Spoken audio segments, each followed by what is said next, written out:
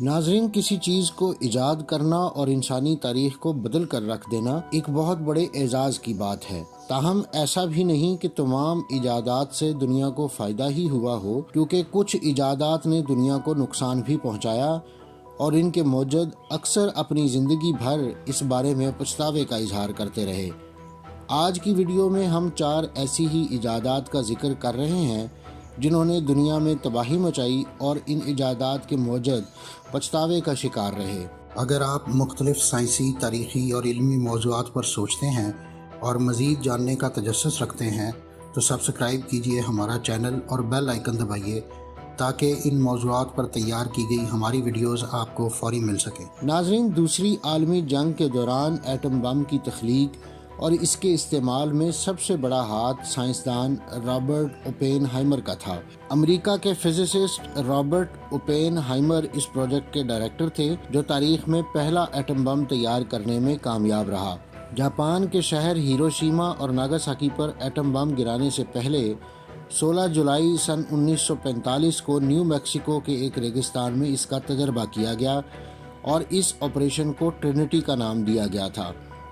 ایک اندازے کے مطابق ہیروشیما اور ناگاساکی پر ایٹم بم حملے میں 1.5 سے 2.5 لاکھ افراد ہلاک ہوئے تھے۔ کرشماتی مگر ایک پیچیدہ شخصیت کے مالک رابرٹ اوپین ہائمر نے اپنے آپ کو ایٹمی ذرات، الیکٹران، پروٹون اور شعاعوں کے توانائی خارج کرنے کے عمل کو مطالعہ کرنے کے لیے وقف کر رکھا تھا، لیکن ان برسوں میں دنیا میں جاری خانہ جنگی تنازعات کی وجہ سے ان کی پیشہ ورانہ زندگی نے ایک اور رخ اختیار کر لیا۔ مشہور زمانہ سائنسدان البرٹ آئنسٹائن نے اس وقت کے امریکی صدر فرینکلن روزویلٹ کو خط لکھا جس میں انہوں نے امریکی صدر کو نازیوں کے ایٹم بم بنانے کے خطرے کے بارے میں آگاہ کیا، جس کے بعد امریکہ میں حکومتی سطح پر ایٹمی ہتھیار بنانا ترجیح بن گئی۔ ایٹمی ہتھیار بنانے کے سارے عمل کی سربراہی اوپین ہائمر نے کی اور فوری طور پر قدرتی یورینیم سے یورینیم 235 الگ کرنے اور بم بنانے کے لیے اس کی مقدار کا تعین کرنے کے عمل کا آغاز کیا۔ اس کام کو انجام دینے کے لیے انہیں ایک لیبارٹری قائم کرنے اور اس کا انتظام سنبھالنے کی ہدایت بھی کی گئی۔ سن 1943 میں انہوں نے نیو میکسیکو میں لاس الاموس میں اس لیبارٹری کی جگہ کا انتخاب کیا۔ ایٹم بم کے ڈیزائن کے حوالے سے اور اس کے استعمال سے متعلق اہم فیصلوں میں انہوں نے اہم کردار ادا کیا۔ اس کے علاوہ وہ اس کمیٹی کا بھی حصہ تھے جس میں یہ فیصلہ کیا گیا کہ ان بموں کو کہاں گرایا جائے۔ لیکن اس کے بعد کئی موقعوں پر اوپین ہائمر نے ہیروشیما اور ناگاساکی میں ہزاروں افراد کے مرنے پر گہرے دکھ کا اظہار کیا، حتیٰ کہ بم دھماکے کے 2 ماہ بعد وہ اپنے عہدے سے مستعفی ہو گئے۔ سن 1947 سے 1952 تک وہ امریکہ میں ایٹامک انرجی کمیشن کے مشیر رہے، جہاں وہ جوہری ہتھیاروں کے پھیلاؤ اور امریکہ اور سوویت یونین کے درمیان ہتھیاروں کی دوڑ کو روکنے کی وکالت کرتے رہے۔ اس کے علاوہ انہوں نے ہائیڈروجن بم کی تیاری کی بھی سخت مخالفت کی، لیکن ان کی کوششیں ناکام رہیں۔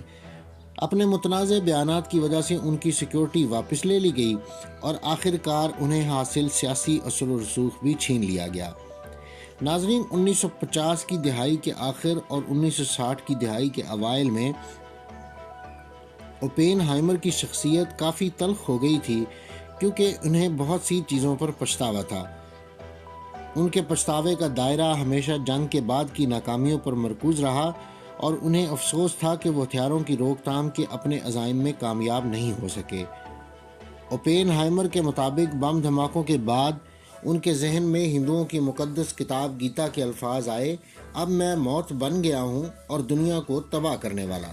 ناظرین، میخائیل کلاشنکوف کی خودکار رائفل کلاشنکوف کرۂ ارض کی مشہور ترین رائفل ہے۔ اس رائفل کو درجنوں ممالک کی فوجیں استعمال کر رہی ہیں۔ میخائیل کلاشنکوف کو سن 1938 میں ریڈ آرمی میں شامل کیا گیا۔ وہ اسلحے کے ڈیزائن میں ماہر تھے، اس لیے ان کو روسی ٹینک ریجمنٹ میں اسلحے میں بہتری کی ڈیوٹی سونپی گئی۔ سن 1947 میں میخائیل کلاشنکوف نے AK-47 نامی یہ مشین گن تیار کی، جسے سوویت اور روس سمیت دنیا بھر کی کئی فوجوں نے استعمال کیا۔ کلاشنکوف دنیا بھر میں انقلاب کی علامت بھی بنی اور انگولا سے لے کر ویتنام اور الجیریا سے لے کر افغانستان تک اسے استعمال کیا گیا۔ جہاں اس رائفل کو فلسطینیوں نے کثرت سے استعمال کیا، تو دوسری جانب القاعدہ کے سربراہ اسامہ بن لادن بھی اس رائفل کے ہمراہ دیکھے گئے۔ یہ دنیا میں سب سے زیادہ استعمال ہونے والی رائفل بن گئی اور اندازوں کے مطابق ایٹم بم کے مقابلے اس سے ہونے والی اموات کی تعداد کہیں زیادہ ہے۔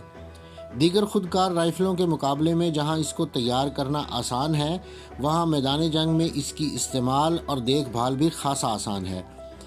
میخائیل کلاشنکوف نے بھی اپنی زندگی میں بہت ہی کم موقعوں پر اپنی اس ایجاد کے بارے میں افسوس کا اظہار کیا، تاہم اپنی موت سے کچھ عرصہ پہلے انہوں نے اعتراف کیا تھا کہ وہ بہت درد میں ہیں۔ میخائیل کلاشنکوف سن 2013 میں 94 برس کی عمر میں انتقال کر گئے۔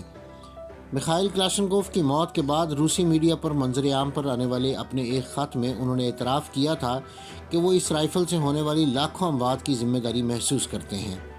انہوں نے یہ خط اپنی زندگی میں روس کے ایک چرچ کے سربراہ کو لکھا تھا۔ ناظرین، اس خط کے الفاظ کچھ یوں تھے: میرا روحانی درد ناقابل برداشت ہے۔ میں اپنے آپ سے بار بار یہ سوال کرتا ہوں کہ کیا میری رائفل نے لوگوں کو ان کی زندگیوں سے محروم کیا؟ میں جتنا زیادہ زندہ رہوں گا، یہ سوال میرے ذہن میں اتنا ہی زیادہ آئے گا۔ میں سوچتا ہوں کہ خدا نے انسان کو حسد، لالچ اور جارحیت کی شیطانی خواہشات کی اجازت کیوں دی؟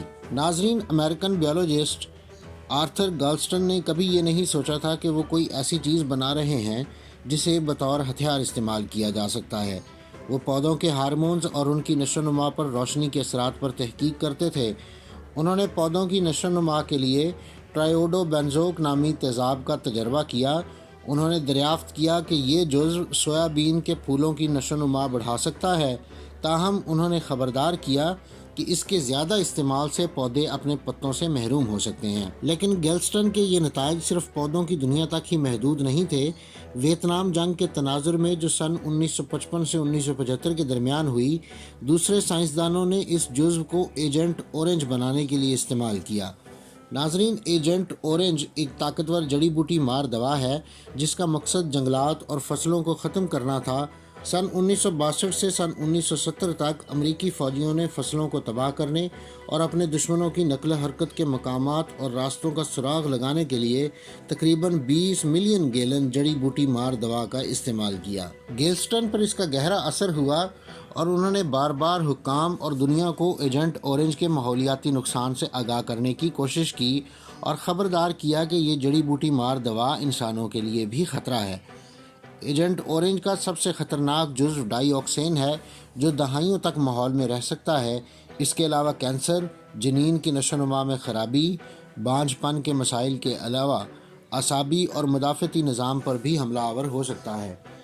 گیلسٹن اور دیگر سائنسدانوں کی وارننگ نے امریکی حکومت کو اس بارے میں مزید مطالعے کی ہدایات جاری کرنے پر مجبور کیا، جس کے نتائج کی روشنی میں اس وقت کے امریکی صدر رچرڈ نکسن نے ایجنٹ اورنج کے چھڑکاؤ کو روکنے کا حکم دیا۔ ناظرین، دسمبر 1896 میں سویڈن کے دو نوجوان انجینئروں کو اس وقت انتہائی حیرت کا سامنا کرنا پڑا جب انہوں نے الفریڈ نوبل کے وصیت نامے کو کھولا۔ الفریڈ نوبل نے اپنی دولت کا زیادہ تر حصہ نوبل فاؤنڈیشن کی تعمیر کے لیے وقف کر دیا تھا۔ اپنے استاد کی ہدایت پر عمل کرتے ہوئے راگنہار سلمان اور روڈولف نے نوبل فاؤنڈیشن کی بنیاد رکھی، جو دنیا بھر میں فزکس، کیمسٹری، ادب، عالمی امن اور دیگر شعبوں میں ماہرین کو میرٹ کی بنیاد پر سالانہ ایوارڈ سے نوازتی ہے۔ الفریڈ نوبل کی اس آخری خواہش کے پیچھے ایک زبردست وجہ ہے۔ کہا جاتا ہے کہ وہ اپنی ایجاد سے ہونے والی اموات اور تباہی کے خیال سے بہت پریشان رہا کرتے تھے۔ یہی وجہ تھی کہ انہوں نے اپنی دولت کا بڑا حصہ نوبل فاؤنڈیشن بنانے کے لیے وقف کر دیا۔ اس سے کئی دہائی قبل سویڈن سے تعلق رکھنے والے کیمیا دان، مصنف اور موجد الفریڈ نوبل نے ڈائنامائٹ ایجاد کیا تھا۔ انجینئرز کے خاندان میں پیدا ہونے والے نوبل نے اپنے والد کے ساتھ دھماکہ خیز مواد کی تیاری میں کام کیا، لیکن سن 1864 میں نائٹرو گلیسرین کے ایک خوفناک دھماکے میں ان کے چھوٹے بھائی سمیت دیگر 4 افراد مارے گئے۔ 2 سال بعد سن 1866 میں نوبل نے ایک ایسا طریقہ اختیار کیا جس سے دھماکہ خیز مواد کو محفوظ طریقے سے سنبھالا جا سکتا تھا۔ نائٹرو گلیسرین کی شدت کو کم کرنے کے لیے انہوں نے اسے ایک دوسرے مواد کے ساتھ ملایا اور اس طرح ڈائنامائٹ وجود میں آیا۔ اس ایجاد نے الفریڈ نوبل کو بے پناہ دولت اور شہرت دی، لیکن تعمیر کے شعبے میں ایک نئے دور کے ساتھ تباہی کا آغاز بھی ہوا۔ کیونکہ اسے فوجی مقاصد کے لیے استعمال کرنے میں زیادہ دیر نہیں لگی۔ الفریڈ نوبل 10 دسمبر 1896 کو اٹلی کے شہر سان ریمو میں وفات پا گئے۔ مرنے سے پہلے انہوں نے اپنی وصیت پر دستخط کیے، جس نے انسانیت کی تاریخ کے سب سے باوقار بین الاقوامی ایوارڈ فاؤنڈیشن کی بنیاد رکھی۔ ناظرین، یہ تھی آج کی ویڈیو۔ اگلی ویڈیو تک کے لیے مجھے اجازت دیجیے۔ اللہ حافظ۔